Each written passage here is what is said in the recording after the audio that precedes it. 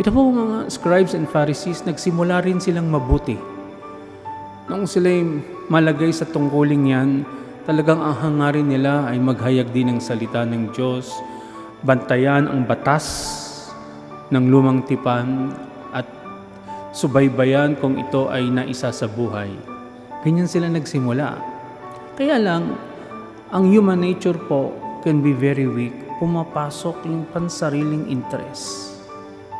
Isipin na lang po ninyo sa mga leader ng ating bansa, ilang pangulo na ang nagdaan. At kung bawat pangulo talagang ginawa, nagsikap na ang puntiryahin lamang ay ang ikabubuti ng mga mamamayan, siguro naging dakilang bansa na nga tayo. Sayang, kasi maraming ibang mga konsiderasyon na isinasaalang kapag ikaw ay nakaluklok na sa pwesto.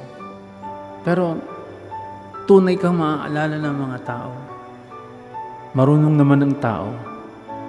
Makikita naman nila.